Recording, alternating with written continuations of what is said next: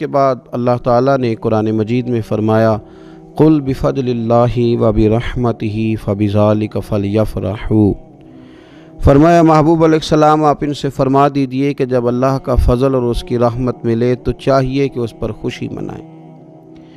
اسلام خوشی کا، مسرت کا، راضی ہونے کا پورا موقع فراہم کرتا ہے۔ اسلام یہ کہتا ہے کہ اللہ کے فضل اور اس کی رحمت کے موقع پر تمہیں اظہار مسرت کرنا چاہیے، خوش ہونا چاہیے، لیکن یہ کہ ہمیں خوشی کے طریقے بھی بتلاتا ہے اسلام۔ اب ہم نے یہ کیا ہے کہ ہم نے اپنے دکھوں کا رشتہ تو اپنے دین کے ساتھ جوڑ لیا ہے۔ کسی کے انتقال پر تو قرآن پاک کی تلاوت ہوتی ہے، وظائف پڑھے جاتے ہیں، ایصال ثواب کی تقریبات کے اندر تو تلاوت ہوتی ہے، نعت ہوتی ہے، وعظ و نصیحت کی مجالس ہوتی ہیں، لیکن جب خوشی کا موقع آتا ہے تو پھر ہم دین سے دور ہو جاتے ہیں۔ ہم نے دکھ سارے دین سے وابستہ کر لیے، اور سکھوں کے موقع پر بالکل ہم دین کو نہ صرف یہ کہ بھول جاتے ہیں، بلکہ محسوس ہوتا ہے کہ جیسے ہم صرف اپنی برادری، قبیلے اور علاقے کے رسم و رواج کے پابند رہ گئے ہیں۔ بڑے بڑے حاجی، نمازی، نیک، اچھے کہلانے والے لوگ بھی تھوڑی سی عدم توجہی کا اظہار کرتے ہیں، اور وہ چیز بڑی تکلیف کا باعث بنتی ہے کہ کیا رب رسول سے صرف دکھوں کا رشتہ ہے؟ معاذ اللہ۔ ہر قوم کوئی نہ کوئی تہوار مناتی ہے، اور لوگ چونکہ معاشرہ انفرادی سطح پر بھی راضی رہنا چاہتا ہے اور اجتماعی ماحول بھی فراہم کرنا چاہتا ہے، قومیں بڑے بڑے تہوار مناتی ہیں، میلوں کا بندوبست کرتی ہیں، دن منائے جاتے ہیں۔ اسلام کے اندر بھی دن منائے جاتے ہیں، اور بڑی قریب ایک دن آنے والا ہے جسے عید الفطر کہا جاتا ہے۔ لیکن اسلام کے تہوار باقی قوموں کو یہ بتاتے ہیں کہ تہوار منائے کس طرح جاتے ہیں۔ تو سب سے پہلے تو یہ یاد رکھیں کہ اسلام کے اندر جب عید آتی ہے تو اس کا کوئی مقصد ہے، اور ہم نے عید کو کس طرح منانا ہے یہ سارا کچھ ہمارا دین ہمیں بتاتا ہے۔ پہلے تو آپ دیکھیں کہ عید مسلمان نے کس طرح منانی ہے۔ سویرے جب اس نے اٹھنا ہے تو اس نے فجر کی نماز کے بعد دوبارہ سے تیاری کرنی ہے، غسل کرنا ہے، صاف لباس پہننا ہے، خوشبو لگانی ہے، اور کرنا یہ ہے کہ نماز کے لیے جانا ہے۔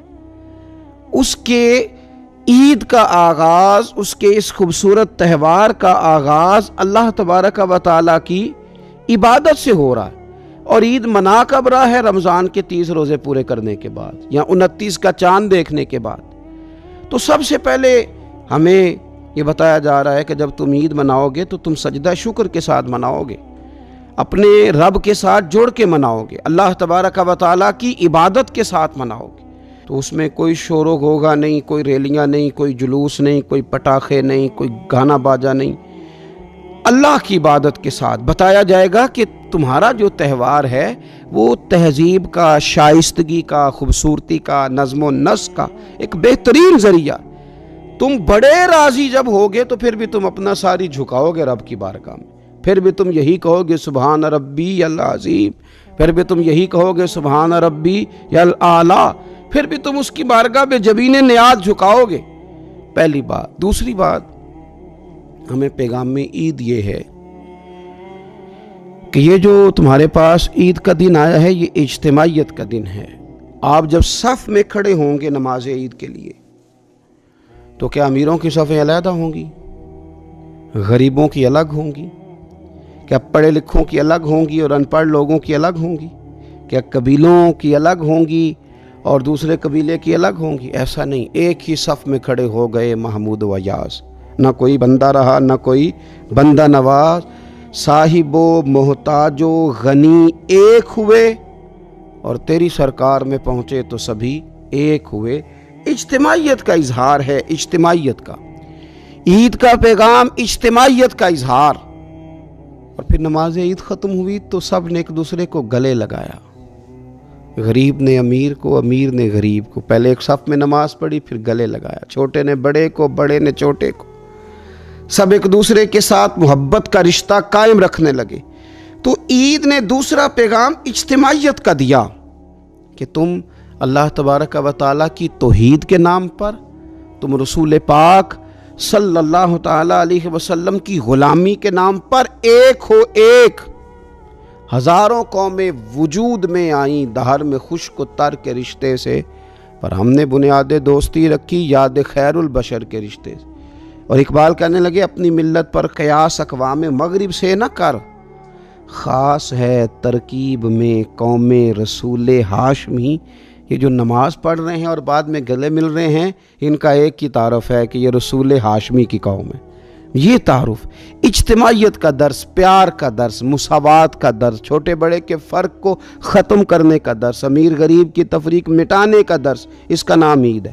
تیسری بات آپ یہ دیکھیں کہ کوئی بھی ہمارا موقع ہے نا تو اسلام نے اس پر کچھ تعلیمات دی ہیں۔ اگر آپ کو اللہ بیٹا دیتا ہے، بیٹی دیتا ہے تو اس کا عقیقہ کرنا ہے، دوسروں کو کھانا کھلانا ہے۔ اگر اللہ نے شادی کا موقع دیا تو سنت ہے ولیمہ کرنا ہے، لوگوں کو کھانا کھلانا ہے۔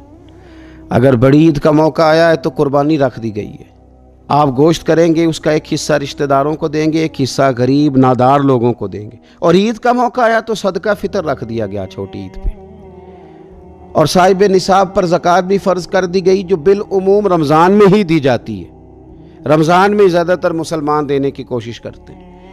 تو اس سے کیا ہوتا ہے کہ انسان اپنی خوشیاں دوسروں کے ساتھ بھی جوڑتا ہے، وہ اکیلے خوشی نہیں منا رہا، وہ دوسروں کے ساتھ اپنی خوشیوں کو جوڑ رہا ہے، غریب کو کھانا کھلا رہا ہے۔ اور نبی پاک صلی اللہ علیہ وسلم نے فرمایا وہ دعوت بڑی ملعون ہے، وہ بڑی لعنت والی دعوت ہے کہ کسی نے دعوت پکائی اور صرف امیروں کو دعوت دی جائے، غریبوں کو نہ دی جائے۔ سیاسی افطاریاں کرائی جائیں، اور ولیمے پہ بھی اگر اپنے بیٹے کے بلایا جائے تو امیر لوگوں کو، سیاسی لوگوں کو، بڑے لوگوں کو دعوت دی جائے۔ دعوت تو خیر والی وہ ہے جس میں چھوٹا بڑا امیر غریب سب شریک ہو۔ تو عید کے موقع پر بھی یہ ضروری تو نہیں کہ ہم 6 جوڑے ہی بنوائیں، 3 جوڑوں سے بھی گزارا ہو سکتا ہے۔ اس طرف بھی تھوڑی توجہ کر لیں کہ جس گھر کے اندر 1 جوڑا بھی خریدنا مشکل ہے، یہ کوئی ضروری تو نہیں کہ 10 جوڑے ہی خریدے جائیں، 2 پہ بھی گزارا ہو سکتا ہے۔ 3 جوتے لینے کی بجائے 1 سے بھی عید گزر جاتی ہے، لیکن تھوڑی سی توجہ اگر غرباء کی طرف بھی کر لی جائے، مساکین کی طرف۔ یہ کل پرسوں خبر آ رہی ہے کہ ہمارے پنجاب میں ایک ایسا شہر بھی ہے جس میں باپ نے صرف اس لیے اپنے بچے نہر میں پھینک دیے ہیں کہ انہوں نے عید کے لیے کپڑے مانگے تھے۔ اس قسم کی داستانیں جس قوم کے اندر موجود ہوں تو وہ قوم پھر کسی کا خیال ہی نہ کرے، وہ سارا مال اپنے اوپر ہی خرچ کرنا چاہے، اسے احساس ہی پیدا نہ ہو کہ کسی اور کو بھی ضرورت ہے۔ تو عید ہمیں موقع دیتی ہے۔ بزرگوں نے لکھا ہے کہ یہ جو عید پہ کہا گیا نا کہ ایک رستے جاؤ اور دوسرے رستے سے واپس آؤ، تو اس میں بھی شاید ایک حکمت ہمیں یہ بھی نظر آتی ہے کہ کئی دفعہ ایک گلی سے گزرے تو گزرتے وقت خیال آتا ہے کہ یار یہ گھر ایسا ہے، دیکھ کے پتہ چلتا ہے کہ جو غریب ہے مجھے تھوڑا ان کا خیال رکھنا چاہیے۔ پھر دوسری سائیڈ سے واپس آؤ، شاید تمہیں گھر بیٹھے یاد نہ آئے اور مکان دیکھ کے تمہیں سمجھ آ جائے کہ یہاں تو شاید روٹی بھی وقت پہ نہ پکتی ہو، اتنے غریب ہیں۔ تو اسلام نے ہر چیز میں حکمت رکھی، اور صرف عید کے موقع پہ نہیں، مستقل آپ غرباء کے، مساکین کے سرپرست بننے کی، معاون بننے کی کوشش کریں، رسمی طور پر نہیں۔ پچھلے سال نا عید گزری تو مجھے ایک دوست نے ایک پنجابی کا شعر بھیجا، اس نے کہا حضرت جی اس کو ذرا ضرور پڑھیں۔ تو شعر بڑا انوکھا تھا۔ وہ شعر کیا تھا؟ او راشن ونڈن والے او لوکو، او راشن ونڈن والے او لوکو، او عیدوں بعد بھی بھوک لگ دیجئے۔ عید کے بعد بھول ہی گئے تم؟ مستقل بنیادوں پر کوشش کریں کہ آپ معاون بنیں، غرباء کے، مساکین کے، یتیموں کے، ان لوگوں کی مدد کریں۔ حضرت بشیر بن عقبہ رضی اللہ تعالیٰ عنہ فرماتے ہیں کہ میرے والد جنگ احد میں شہید ہو گئے تھے اور میں ایک کونے میں کھڑا رو رہا تھا، تو نبی پاک صلی اللہ تعالیٰ علیہ وسلم نے مجھے دلاسا بھی دیا، دست شفقت بھی رکھا۔ تو میں نے کہا حضور میرے والد چلے گئے تو کیا بنے گا؟ تو کیا انداز حضور نے اختیار کیا اور کیا انہیں عظیم نسبتوں سے نواز دیا۔ حضور فرمانے لگے اے بشیر بن عقبہ تو پسند نہیں کرتا کہ فاطمہ تیری بہن بن جائے، عائشہ تیری ماں بن جائے اور محمد تیرے والد بن جائیں صلی اللہ تعالیٰ علیہ وسلم؟ مستقل تجھے رشتے نہ دے دیے جائیں، مستقل ہی تجھے سہارا نہ دے دیا جائے، مستقل بنیادوں پر ہی تیرا خیال نہ رکھا جائے۔ تو عید پر، رمضان میں بالعموم اور عید کے بعد بھی کوشش فرمائیں کہ آپ مستقل بنیادوں پر غرباء اور مساکین کا خیال کریں۔ اللہ تبارک و تعالی ہمیں عید کے پیغام کو بھی سمجھنے کی توفیق عطا فرمائے۔ آخر دعوانا الحمدللہ رب العالمین۔ تو ہمارے ہاں کچھ لوگ سمجھتے ہیں کہ سخاوت صرف رمضان میں ہی کرنی ہے، اور رمضان میں